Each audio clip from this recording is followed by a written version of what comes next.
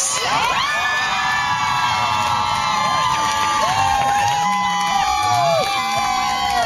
She hails from Yonkers, New York, and has called Oakland home since she started at Mills as a freshwoman in 2006. While at Mills, she designed her own major in urban studies, masqueraded, these are her words, as a creative writing major, and spent 3 semesters with the public radio reporting program. She'll be returning to Mills in the fall. We want you all to return to Mills over and over again, but this will be to pursue a master's degree in public policy. Her faculty advisors are Andy Workman, the May Treat Morrison Associate Professor of History and Vice Provost, and Siobhan Riley, the James Irvine Professor of Economics. Sonya, will you please come forward?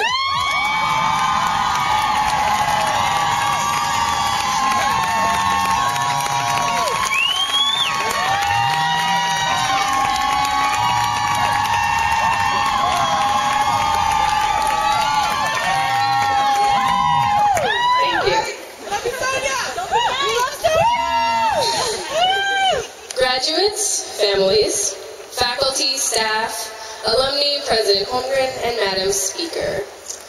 May 2010 sounded pretty futuristic until today. 2010 sounded like a year in the movies, you know, cars you can plug in, a mixed-race black president, a nearly dystopic state of world affairs, a world without Michael Jackson. And yet, here we are, throttled into the future, our future, graduating from college amidst these fantastical plot lines. Thankfully, here at Mills, we like to think of this Orwellian story as a choose-your-own-ending kind of adventure. The scene opens. We find our crew of main characters adrift in a sea of papers, shamefully unstapled and without page numbers or proper citations. It is a nightmare scene. Blue Craigslist hypertext flashes one job listing after another. The text reads, "We're hiring and bachelor's degree required," and then all at once the links evaporate, only to rain down on our weary characters in the form of unemployment checks. We wake up and find ourselves on a meadow in May, squinting into the fog and lost in time.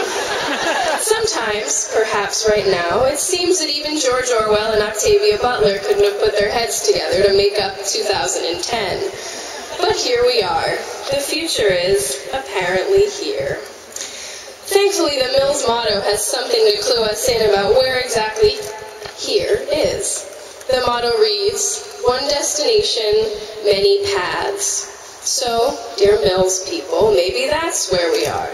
Maybe we have reached our destination. Okay, hold on.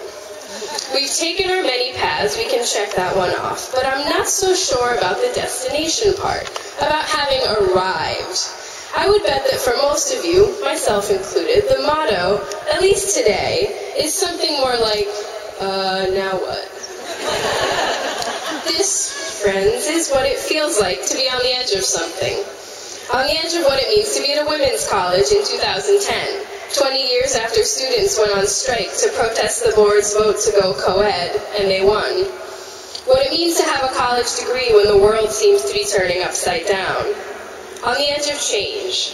This may well be our destination, inevitable and coming fast. So great.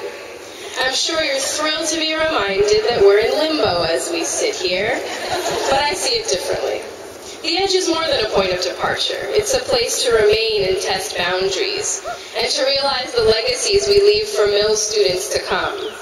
While we've been here, we have spoken out alongside our classmates for more transparency in the college and substantive support for diversity among staff and students.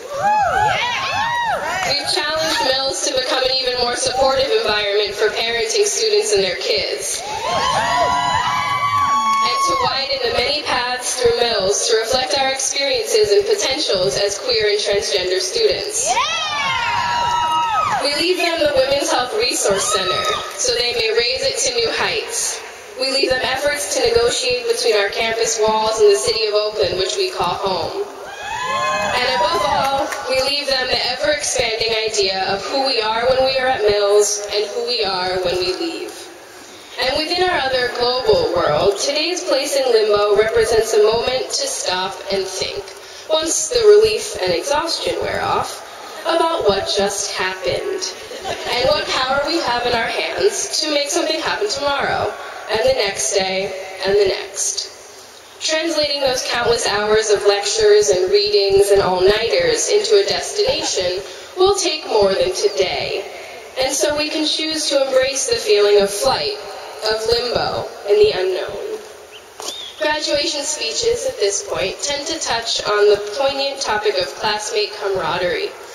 We're a pretty motley crew, as is the quirky Mills way.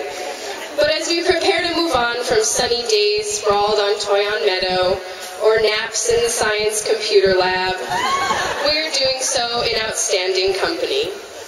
As we sit here asking, now what?